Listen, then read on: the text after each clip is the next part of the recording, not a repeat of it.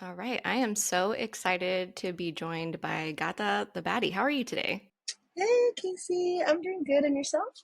I'm good. I'm very happy to be having this conversation with you. So, I met you earlier this year, and honestly, I was in a pretty rough place mentally because a lot of people that I was in my COVID pod with, and a lot of people that I have been around, had kind of just given up on taking any sort of COVID precautions. And so, I found out about mask blocks and I met you at a mask block event. And so that's how we know each other. And since then, I have seen you organize different COVID safer events and you do a lot of other cool stuff too that I would love to talk about. So I'm so happy to have you here. Let's talk about like where you from, where you're from. Like what's the origin story for Gata? Where'd you grow up? So I grew up in San Francisco. So I was born and raised there. I lived in Venezuela for a few years, then came back, um, and then lived in San Francisco after that again, and then I moved to LA about 10 years ago. All right. So you've been in Angelino for a minute.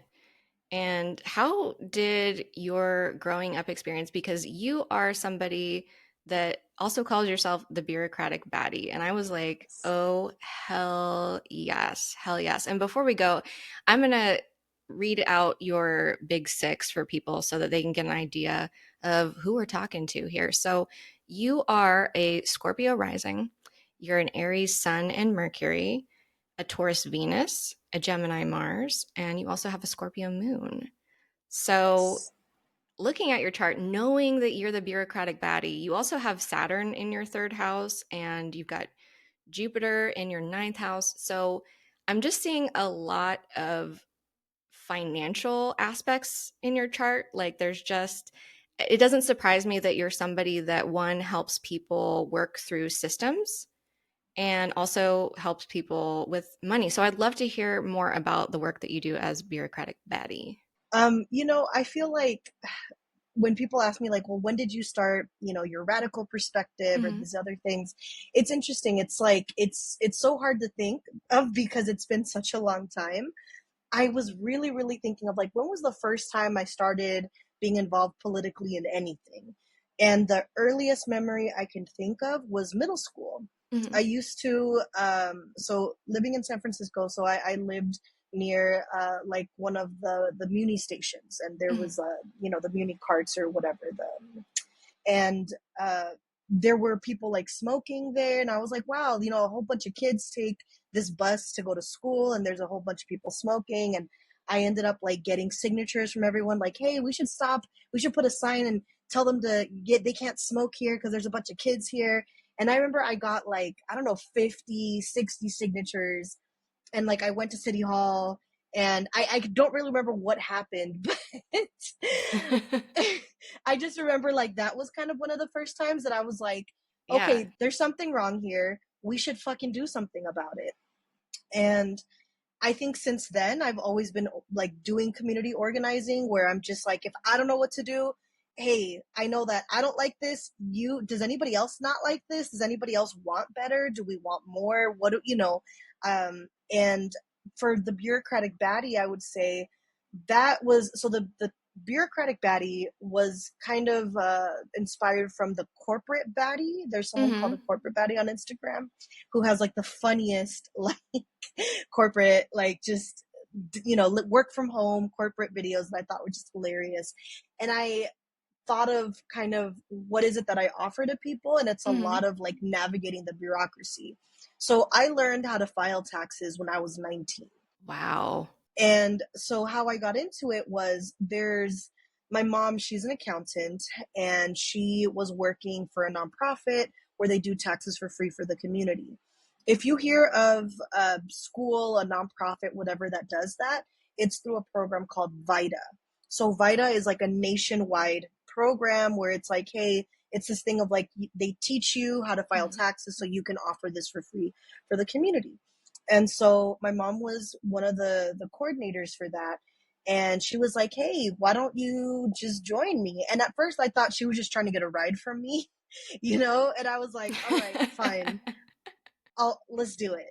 And so I didn't expect to really like it because it kind Hmm. of felt like a puzzle. Like it was less about like, oh my gosh, how stressful taxes, and Hmm. more like figuring out a puzzle. And it's interesting when people tell me they're like really bad tax stories, and I don't have that experience because Hmm. the only people who have filed my taxes have been my mom or myself. Like, Right, right. so I, You're like, I what's that like?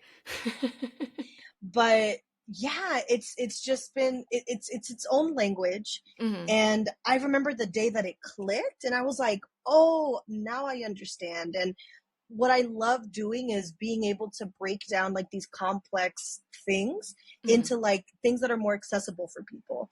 So for example, when I talk about the 1040 form, right? I say the 1040 form, for example, think of it like a living tree, right? Hmm. Everything lives on the 1040. There's squirrels, there's the leaves, there's, the branches, whatever, So the 1040 represents the entire tree. Your schedule A, your schedule C are the branches, your 1099s, the W2s are like the leaves, and you connect the leaves to the branch. So I do cute things like that to Hmm. really just kind of help people connect that.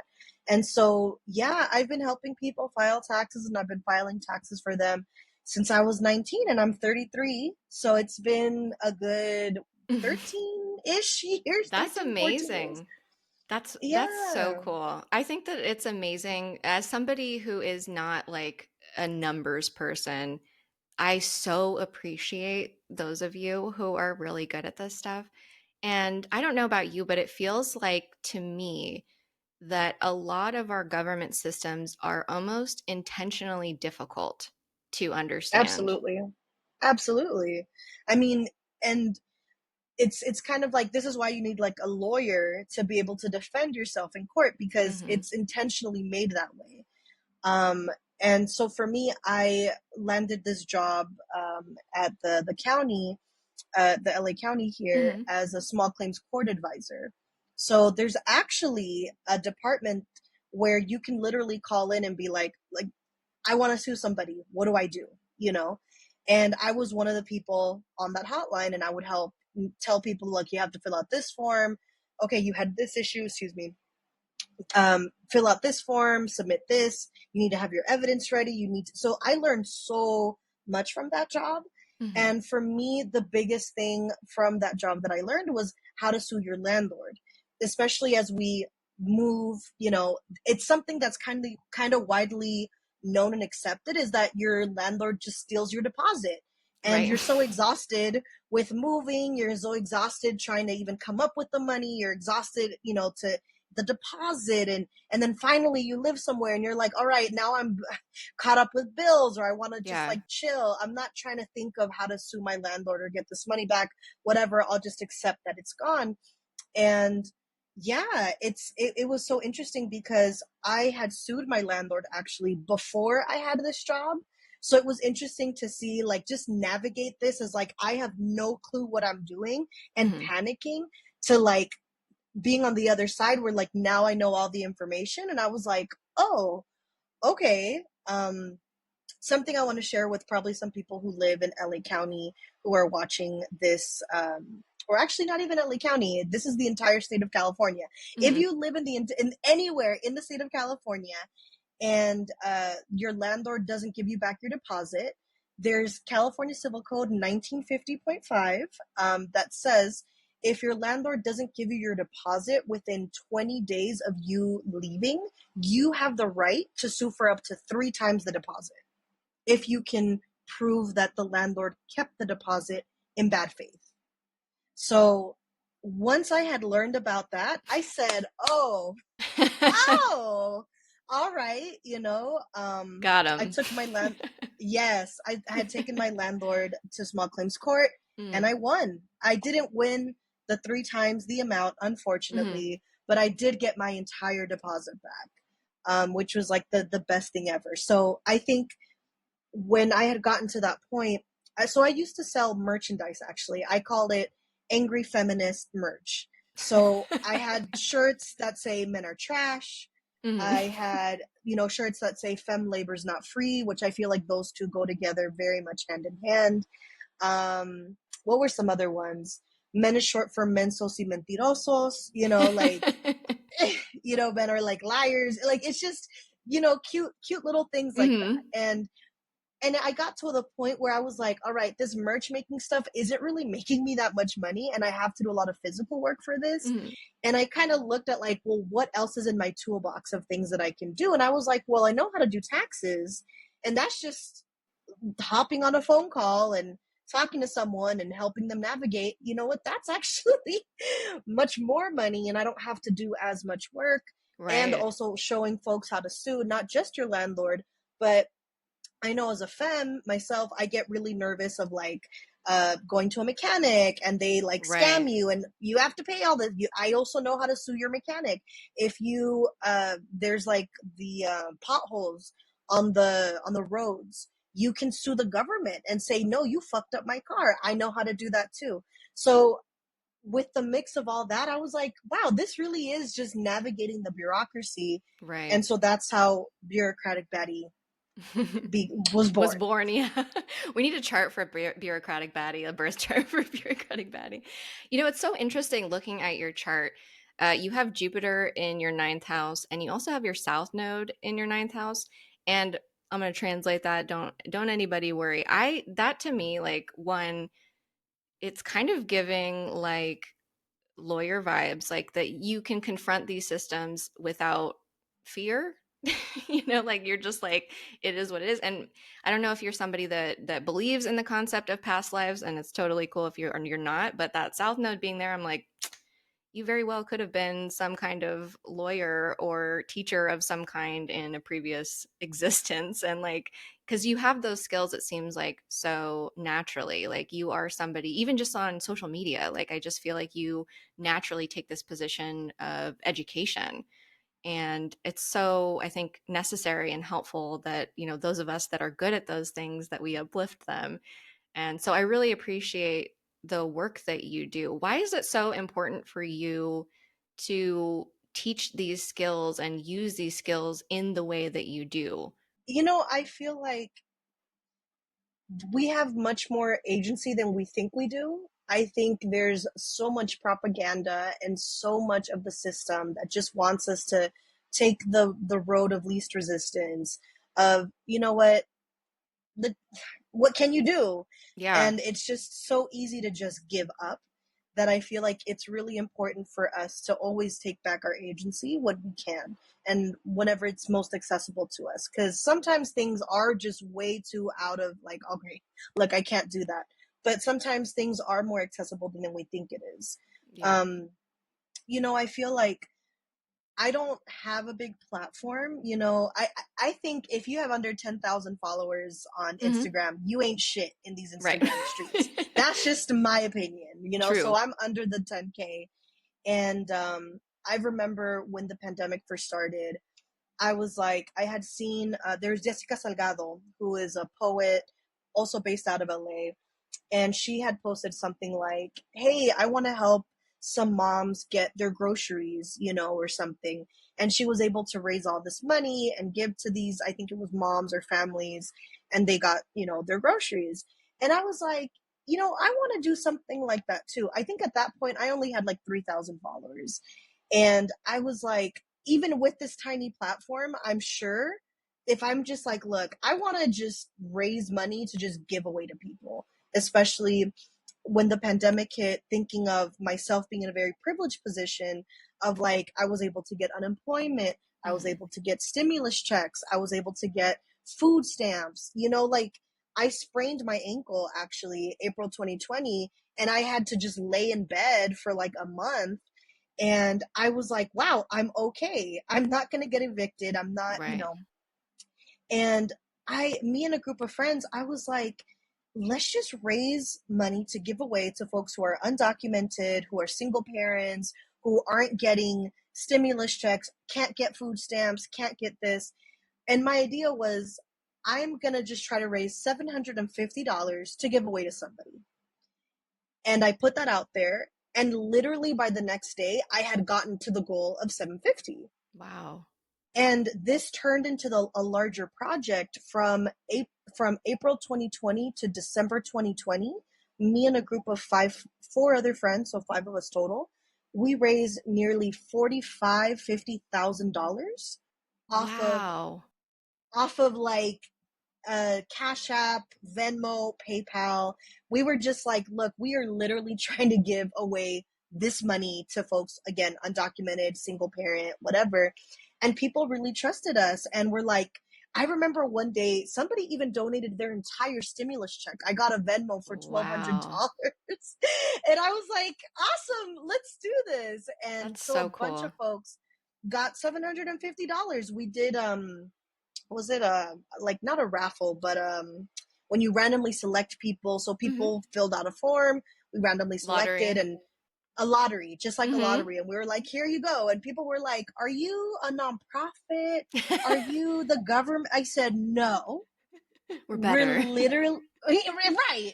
And we're literally just a group of people that were like, Yeah. let's do something. Yeah. And I never expected it to get this much, you know? And I don't know. I think Jupiter has something to do with this. I've been told that the Okay. abundance, I think the Leo Jupiter thing Hmm. is like the abundance and all that stuff. So sometimes Sure. I think it may, you would know better. But yeah, Yeah. that's why I think it's important to just really just whatever platform you have, whatever skills you have, put Yeah. it out there. Like you just never know what it could become, and it could become much bigger, and you're here kind of just limiting yourself, you know? Right. And I love that your kind of origin story, even just with that middle school like smoking situation, it seems like you are really focused on, just seeing something in your day-to-day life and then being like, "Oh, I have a solution to that." And it can be really that simple. And I think for a lot of people that maybe are newer to organizing and, utilizing, even if they have, a small platform or a small network, there's stuff that you can do with that. And you don't even have to go very far out of your day to day life to engage in building community or mutual aid in whatever way that you can. So I think that like that's a really amazing example for people that are listening, that you use skills that you just already naturally have. I would also say, like, you've got in your second house very much has to do with money, as does the eighth house. But you have Uranus and Neptune in your second house. And for me, I would look at that and knowing what I know about you, there is, in terms of resources, you do have like I would say, a radical orientation towards your resources. Like, having both of those planets in there. And I feel like you are just somebody that if you have extra, and somebody else needs something, that you're just naturally going to meet that need because you can.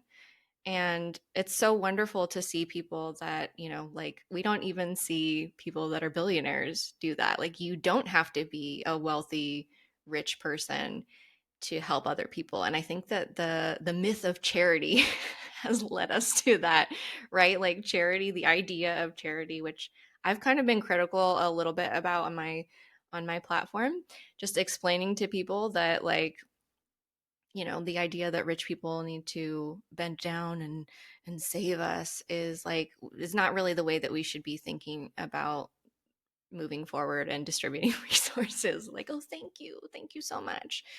And that we do have a lot of agency to help one another and redistribute resources. So I think that's very cool.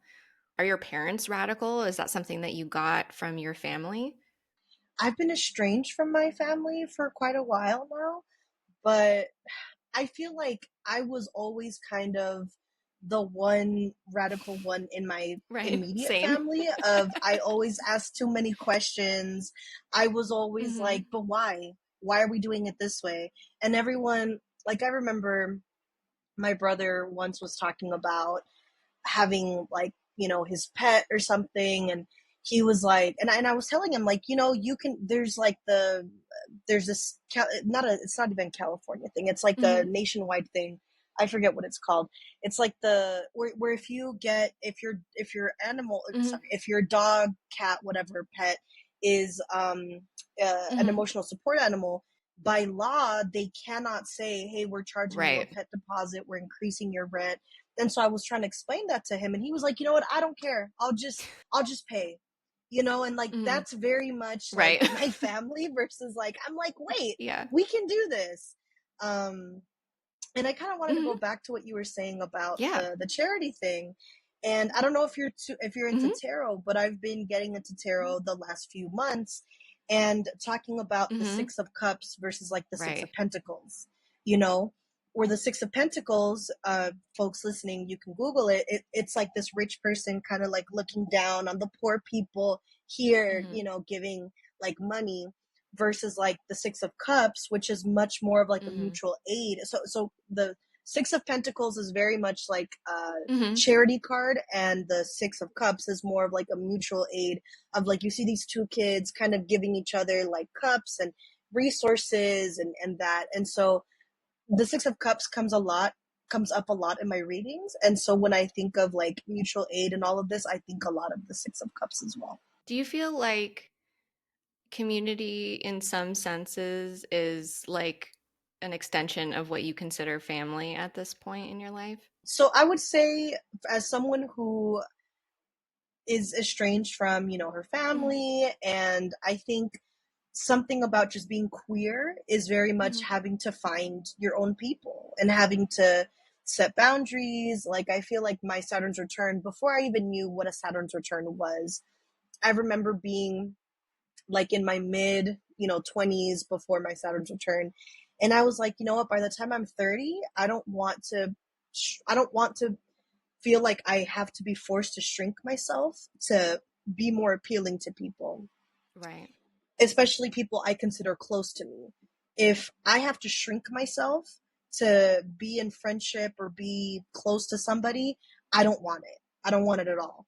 And so it kind of was like this thing that I started to like prep myself for by the time that I got to 30, that I was like, I don't care if you're family, I don't care if you're somebody I've known for however many years.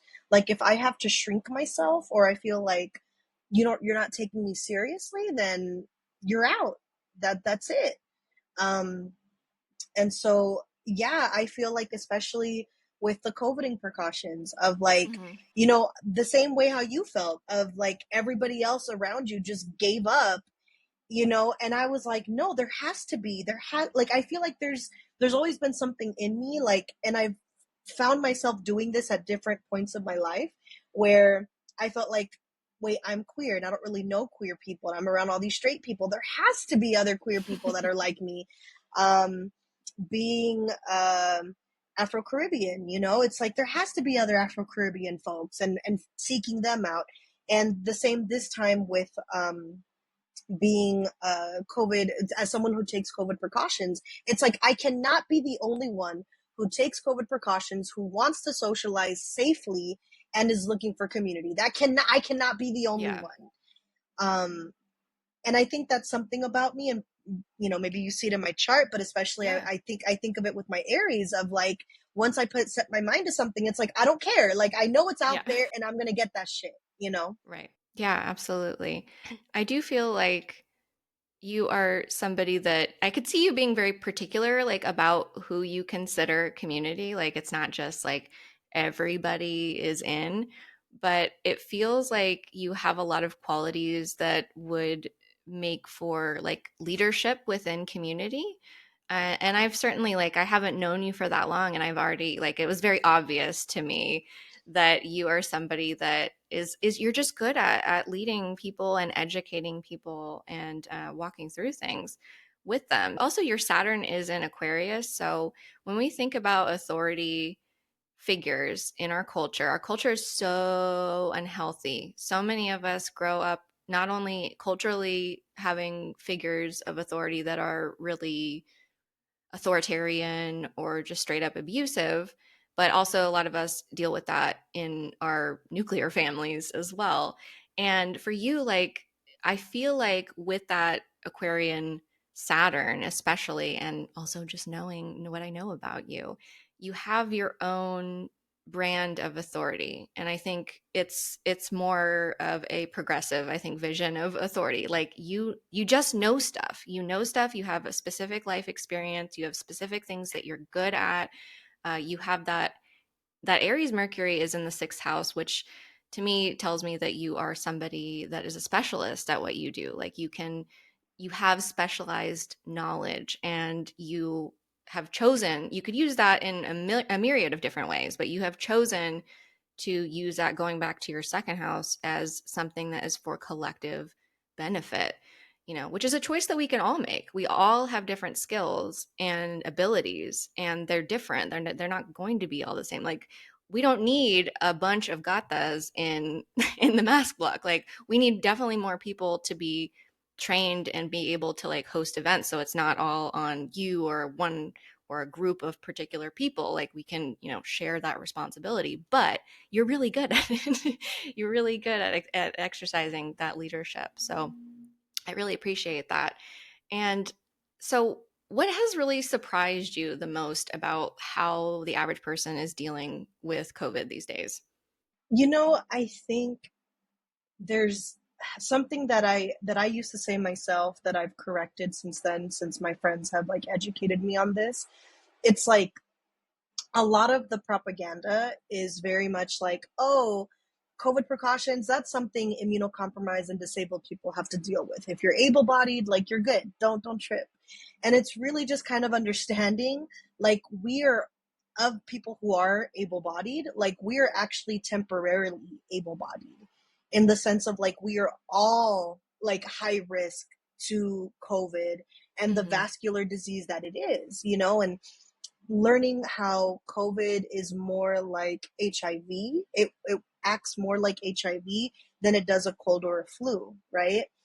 And a lot of people just kind of getting lost in the plot, and it's very Yeah. much just, it's hard. It's really hard as someone who is like deep in the COVIDing community, and I'm just like, how Yeah. do you not see this? But there are people who really just don't know, and a part of me is kind of like, why don't you, don't aren't you curious to know Yeah. why I saw a group of people wearing a mask, this person's wearing a mask, why? Mm-hmm. All right, let me Yeah. go on TikTok and find out. Like, there are so many things that we see, for example, like the genocides, the multiple genocides that are happening, you know on TV. We don't see any of that. We don't Right. see it on CBS or on CNN, like the truth. But we all see it on Instagram. We all see it on Mm-hmm. TikTok, and I just wish people would be able to like like use those same critical thinking skills in other places. And I think Yeah. what's really surprised and also disappointed me is just like when the pandemic first started, there was a lot of death. There was a lot of us being scared, a lot of the unknown of like, wait, this is the first time in our lifetime that I could think of something like this happening where, Yeah. we all have to stay at home, and like all of these like issues that were easy, I guess, for a lot of people to ignore or not think about were really highlighted, right? Yeah. And with that, I feel like I don't think people remember how we were able to get a lot of things that we thought were absolutely like, we could never get that. Right. Like the idea of like stimulus checks, like, oh, everyone's just gonna get $1,200. Here you go. Oh shit. you Right. know there was like more people were getting more in food stamps. People were able to, I think, even get unemployment even if they weren't like laid off. Like, even Mm-hmm. I think I had quit my job and I was still able to get unemployment when that was never able to for whatever. And I remember in LA, like the smog cleared out, like nature was like thriving in Healing. LA, Yeah. healing. No um traffic. no traffic, school shootings stopped. There were no, Yeah. they were saying this is the longest period that there hasn't been school shootings. You get me? People could not get evicted for not being able to pay their rent. Like, It was amazing. I that was the Yeah, that was a period of time, Gata, that like And I feel so stupid now, honestly, like foolish, because I got actually really excited that things were going to change in a better direction, that people would see that the government was capable of a lot more organization and support than we were being offered, and that us changing our lifestyles so radically had a lot of benefits to it. So I was really shocked when we let all that go, like willingly. I'm just like, y'all, we literally got everything, not everything, but we got a lot of things that we thought could Yeah. never happen. And like, why are we letting this go? What? It was great. It was amazing. Like, I remember even like shit like that would be difficult with bureaucracy stuff. It'd be like, oh, I have COVID, or oh, because of COVID, this can't happen. Oh, okay, fine, this is waived. Like, I think you were able to get like bank fees waived. Like, look, Mhm. there's a pandemic. Oh, okay, fine, we'll waive that. It's like, and the fact that there's still this ongoing pandemic and people just are listening to the propaganda. And I like, and like I said, again, it's like that whole thing of like seeing on TV what they are talking about is one thing, and what we see and what we're hearing from each other is something else. And I think it really probably came down to like, what are you willing to sacrifice? What are you really willing to sacrifice? Because I think, this is just my opinion, I think it's like easier for people to say free Palestine when we are so far away from Right. Palestine. We are so far away from Tigray. We are so far away from Sudan. We are so far away from like all these places. And all you have to do is just not buy this one thing. Okay, cool. Right. And share some stuff on Instagram and donate some money here and there. Like, that's pretty accessible. But I think Yeah. this idea of like, oh, like, and I think it comes back to like imperialism and the internalized imperialism that we all carry as Americans that live here, of like this idea as an American, I'm supposed to have access to everything. You're telling me I should withhold, not withhold, but like I should, Like adjust your behavior. Yeah. right, this idea of, I could go to brunch because everybody else is doing it, but I'm not going to do it because, COVID, and there's this like a raging surge happening right now. What? Yeah. No, I'd rather just go to brunch. Right. So I guess the thing that I think about is just like, what are people willing to sacrifice? And something else that's also disappointed me is just seeing a lot of queer BIPOC spaces that, like, zero precautions, zero, not a Yeah. masks encouraged, not hey, I don't know, maybe you should test, like, Yeah. and even, Nothing. it's nothing, it's like below Yeah. bare minimum.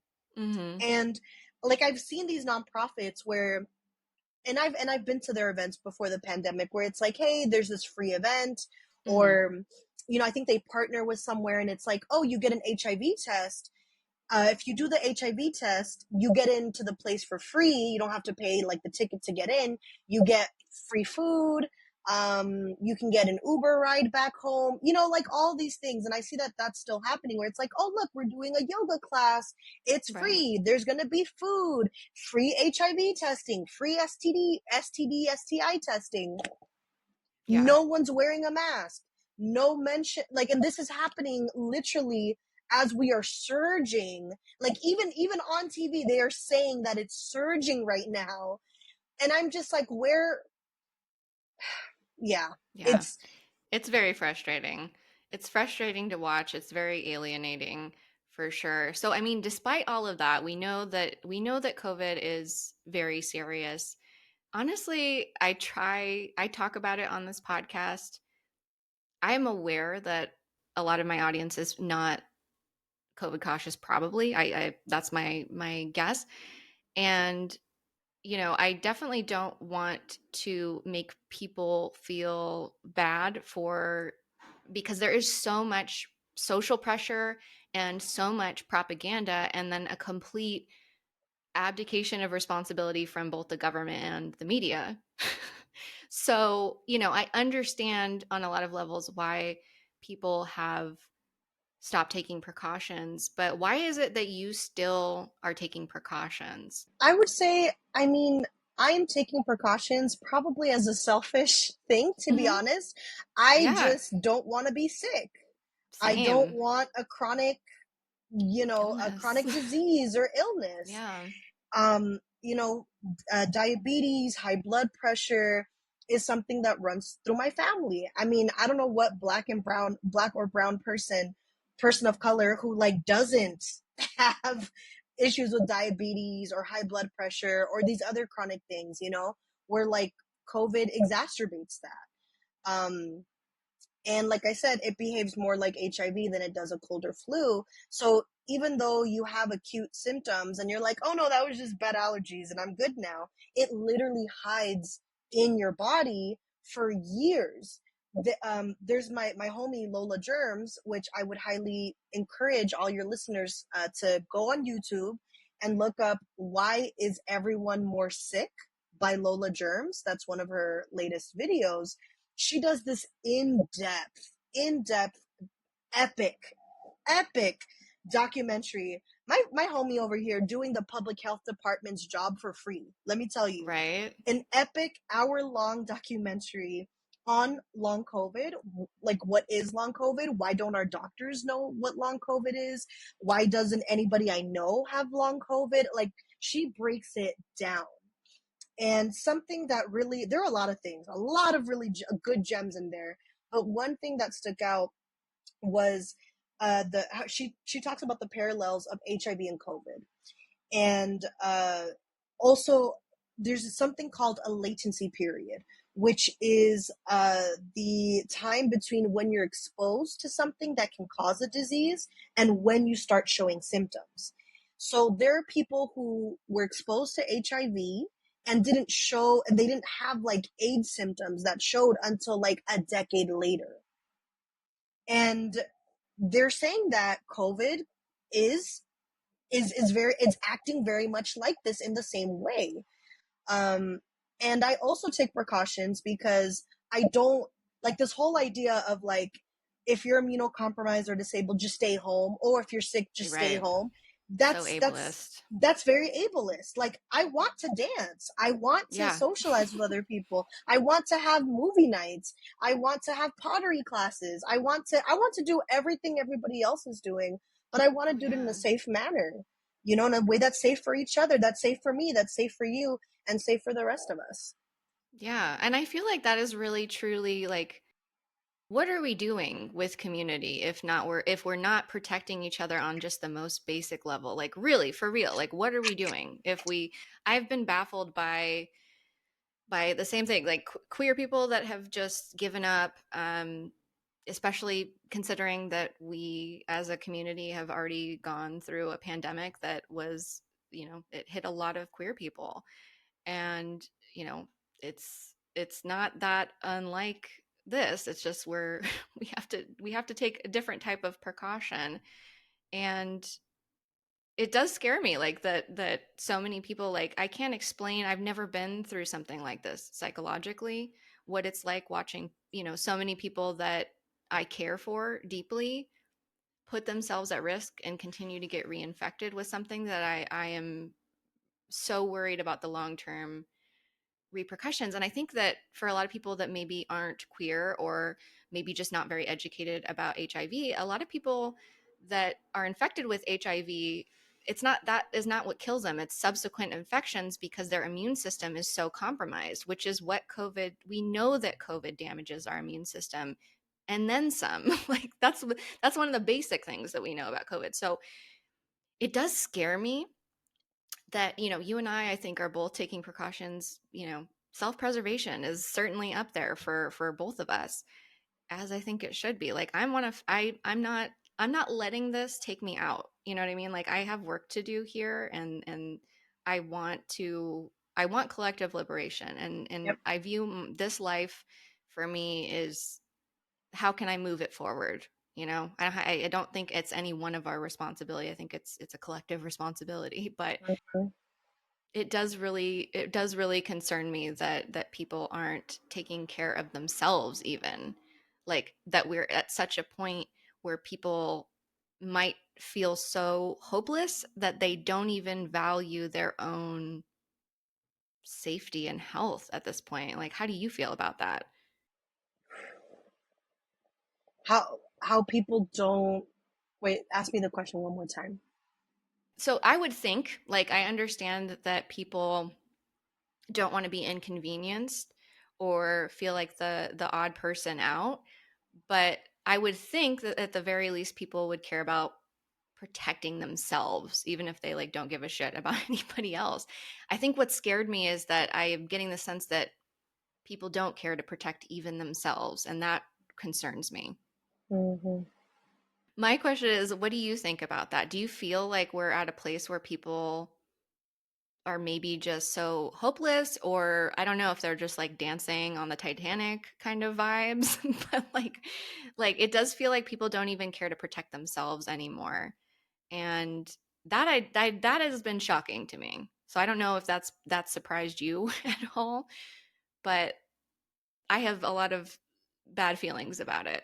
As we move forward, like right now, we are kind of at the start of the Pluto in Aquarius era.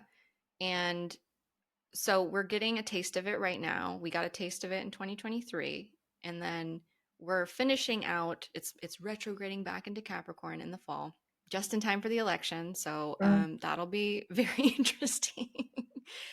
It's a big year, and then it moves into Aquarius for the next 2 decades. And what this is showing me is like we are obviously seeing a rise in fascism globally. That's part of that, is that this conformity that is being, that's what fascism is that it forces people to fit into a very narrow mold, and it's, very controlled. And that, I think, is one of the reasons that we will see people organize, because we are seeing right now, like, we have to organize. And communities, even pre-pandemic, communities that have been marginalized have been organized and organizing for generations because they've had to. So it's not like it's just happening now, but I do feel like it's going to broaden with Pluto and Aquarius, because not only do we have this pandemic, we have climate crisis, we have the rise of fascism. Like, there's so many reasons.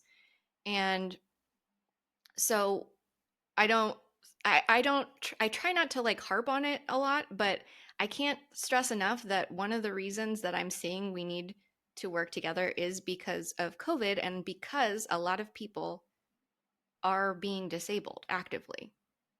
So, like, we're in the shit. I don't say that to freak people out, but I want people to be aware of like where we're heading, Hmm. and Hmm. the implications for that. So with that said, we've got mask bans coming down the pipeline, which is something that I actually predicted months before it started happening, because of this, because of what we've been seeing with the protests and how they've associated masking with, a criminal element.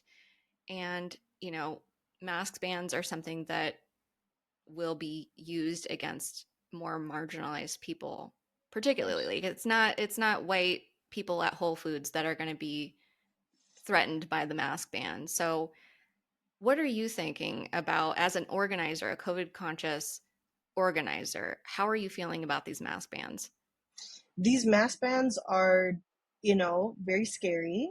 Um, just as you said, as someone who is a person of color, um, it definitely feels like it's just another excuse to target us, And um, as we have these park meetups that you said that this is where we had met. um, I was really just kind of talking to the organizers of like, hey, we need to come up with a safety plan. Like, what are we going to do if people harass us? Because there are people who already harass. You'd be surprised. Yes.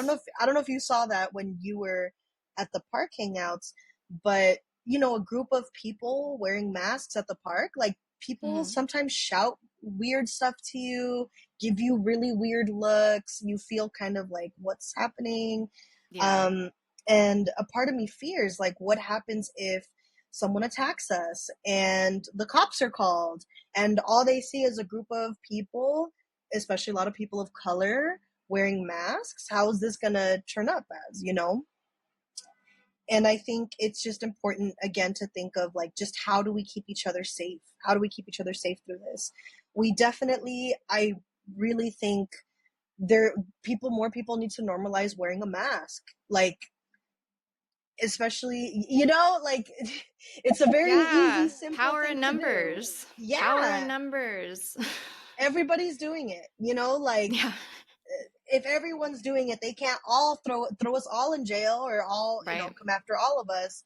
It's like we really need to bring that back, not just for, COVID stuff, but also for like surveillance. Like, it also helps Yeah. keep our identity secret, or not secret, but like Less obvious. less obvious, less easier for them to use Hmm. AI and all this other stuff Yeah. on us.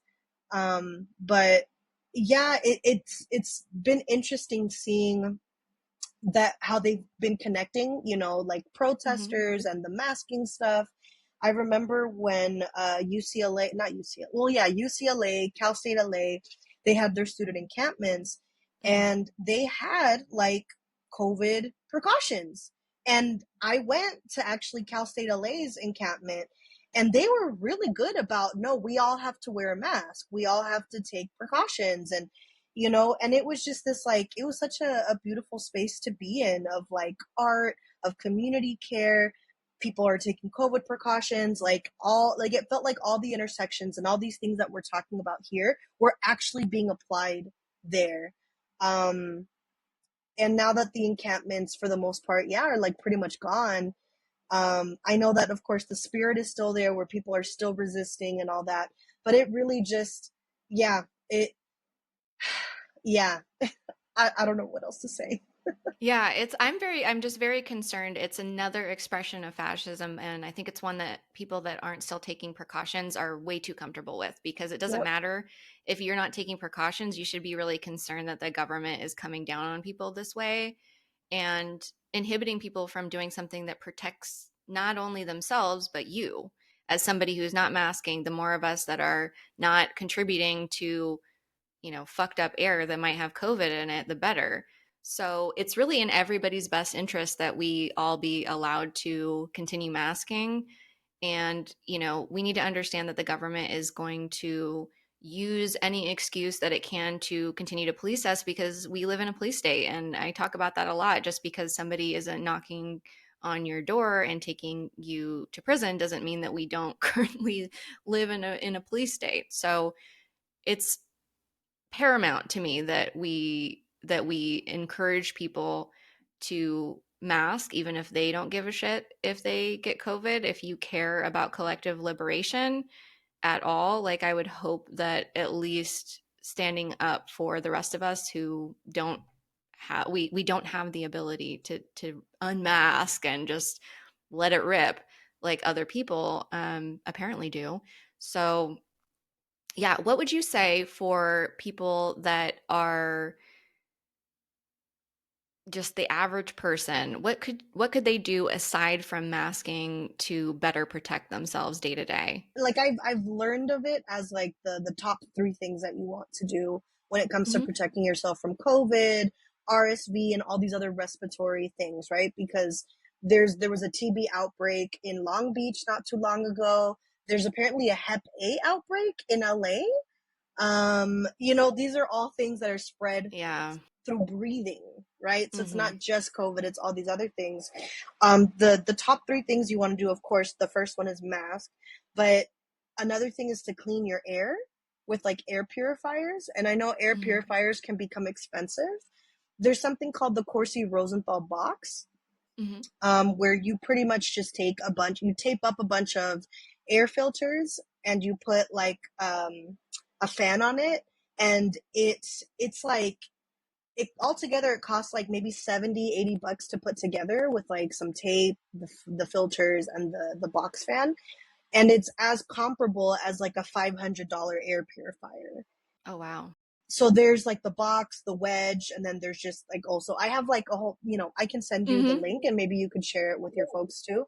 Yeah, I'll put everything in the notes because I think this information is so important. I want people to have as many resources as possible. So that'll all be in the show notes. Yes. So I'll share that with you. I break down how much it costs, where you can get it, how to put it together, the videos of how to put it together. Um, But having definitely those, throughout your house, not Hmm. just one in your room, one in the living room, and all these other spaces, because just there's air that's just always circulating, and you want to make sure Hmm. that air is circulating and that it's getting cleaned. And something else I would say is to test yourself pretty often. There is still access to free tests. You can, in LA County, I believe, you can go to the LA libraries. Some libraries still have it, some don't. I can also send you the link of where people can find what libraries do still have it in stock. Okay. Um, and I believe in the rest of California, at least, I've heard of folks in Northern California where they also have free tests available at their library. Um, Connect with your local mask block, because they also have free tests and free masks, and they kind of do all the behind the scenes work, and they provide this for folks. Um, because 40 to 60% of all spreads are asymptomatic when it comes to COVID. Yeah. And that's so people, I used to be like, oh, if you feel sick, just stay away, which, yes, but you could also show up, not look sick at all, and be completely infecting everybody around you. Um, I mean, look at Biden, like literally a Right. couple days ago, tested positive, and he's out here shaking hands, meetings, doing all of these things. Like, he looks okay. if, Yeah. if if you look at the videos, like, he looks fine in the Hmm. sense of, like, he's talking. I don't see him hacking anything, Right. but he's out here infecting everybody around him, and everyone's like, oh, all right, whatever. It's just wild. It's wild. Absolutely wild. So I know that a lot of people who are not taking precautions anymore, it may feel like there's no way to gather safely. Like I feel like people feel like it's just too complicated. It's they have no idea even where to start. So as somebody who is a COVID conscious organizer, what tools can you suggest for people who want to plan safer gatherings? I would say it all starts with masking, right? We need to be good about keeping our masks on the entire time, first of all. Mhm. Um, you know, I've even been seeing, like, COVID safer, like, people who do take precautions do COVID safer events, and they're like, oh yeah, there's gonna be food and drinks there, and I'm just like, wait, What? that involves taking off our masks and sharing the air. So that's a little dangerous, Mhm. especially knowing about all these other things, how the spread can be asymptomatic, how, it can even dodge COVID tests, Right. because rapid antigen tests aren't really that good if you just take one rapid antigen test, like the 15-minute ones that you can buy, Mhm. at the store. One test by itself is 26% accurate for a negative. Yeah. 26%. It goes up to, I believe, 60 something, maybe Mhm. 60-70% with like 48 hours in between, and then something like 80% when you take 48 hours in between three tests, Mhm. which of course sound expensive, especially if you don't have access to free tests. Yeah, absolutely. So again, I think it's definitely connecting to the mass block, seeing, what's up. um I would say with organizing COVID safer events, so yeah, it's keeping our masks on. Um, when we do test, I think it's important to share the results of our test with each other. Mhm. Not with each other, I guess, as people, but to the organizer, and the organizer should be keeping track of that. I don't Mhm. think anyone is maliciously trying to, do anything, but I Right. think just for accountability, that's good as well. I think trying to prioritize outdoor hangouts as best as we can, is also good as well, is also good to do as well. I do have, like, I did like some slides on Instagram, on my Instagram, on for like Okay. things for people to consider. Mhm. And as we are entering this new world of asking people to test and mask, I think something else is asking people to eat and drink before or after the event, to kind of Right. avoid that stuff at the event. Um, Janae and I, of course, our mutual Mhm. friend Janae, uh, we we came Shout up out with this. Janae. Shout out to Janae. We run a ship as tight as our pussy. All right, so And I've that's seen it.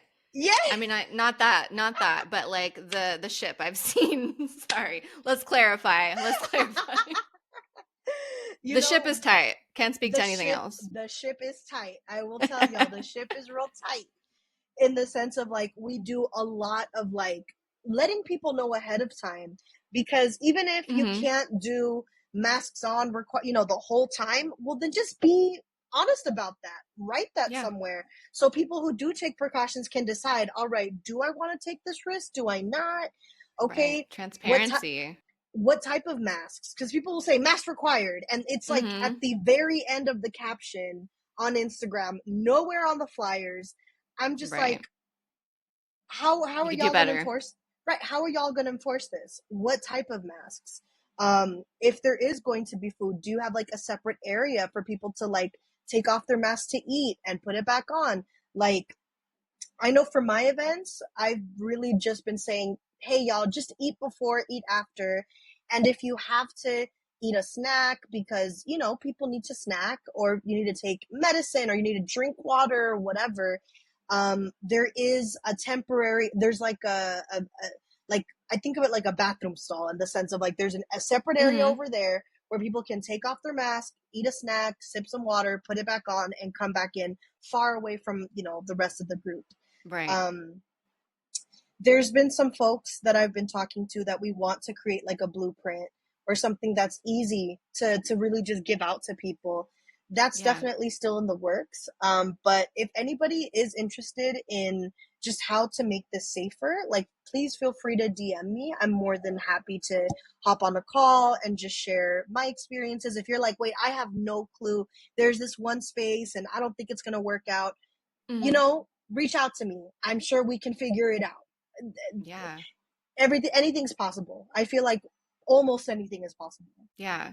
And, as somebody who's attended events that you've organized, you do run a tight ship. I really appreciate that you communicate so clearly before and after what is expected of people. As an attendee, it makes me feel really safe that I'm doing what is expected of me, but also that like there is a standard, for the other people that are showing up so that I feel safer, attending. And it really like I feel like people have this idea that just because these policies are in place that it makes the event less fun, and it's definitely different than socializing without all of that. But like I don't feel like it's inhibited me from having fun like at all. And in fact, I have a lot more fun because I don't have to stress about the fact that I could be leaving sick. Like it's very unlikely considering all of the precautions that we take. I also appreciated that you enforce contact tracing and testing following the event as well. I think that's something that people might not think about as much anymore because we're kind of in the let it rip era. But that's another thing I think people who are looking to organize events can think about as well. So I appreciate that you have made yourself a hub of education on this. So, if listeners don't already follow Gata on Instagram, I would highly encourage it because Gata shares a lot of information, not only about COVID, but just about, radical politics in general. Yeah, definitely check out my Insta. I know I'm some upcoming events that are happening is, as we mentioned, our friend Janae and we Hmm. are organizing Pot LA. We're doing a collaborative kind of thing with Pot LA where we're going to be doing planters. Hmm. This is tentatively going to be for August 31st. All the information, whenever it's available, it'll definitely be on the gram. Yeah. But it's also going to have COVID precautions, like the COVID precautions, like the tight ship that we've been talking Yeah. about. We're providing all the tests, all the masks. We're making everything as accessible as we can. It's wheelchair accessible as well. We're going to be making the air purifiers, so like the Corsi Rosenthal wedges.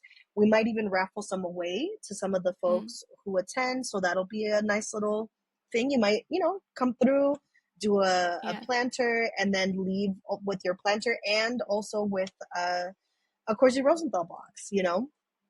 Um, I'm making a whole bunch of merch right now. Hmm. I'm doing fanny packs. I'm doing like art aprons that also are about just anti-eugenics, Hmm. anti-fascism, a lot of really cool stuff. So hopefully, Yeah. yeah, folks check me out there. Yeah. So that's also on Instagram. All of it is on Instagram.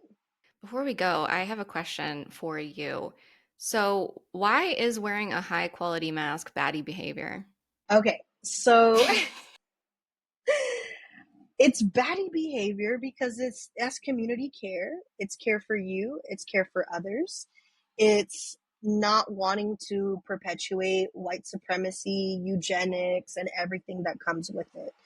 Baddie with the Maskie is very much it's me trying to make fetch happen, Yeah. where you can be cool and wear a mask. Yeah. I think something else that I wanted to say earlier that I just didn't have a chance to bring up before, Yeah. as someone who is a temporarily able-bodied person, I think it's important to remember that, like, I think people will say like, "Oh, I don't want to get COVID because I don't want to be disabled," and it's kind of like it's seen as like a negative thing to be Right. disabled when that's not the thing. The negative part is living in such an ableist society because once you become disabled, once you become immunocompromised, all these things, now you have all these barriers which make it very difficult or damn near impossible to really be able to survive and thrive. So I did want to Yeah. leave with that note. That's a great note to leave on. I want to thank you so much for coming on the podcast, for having this conversation with me, for educating our listeners, and for all of the work that you do in our community. So, thank you for being here. Thank you.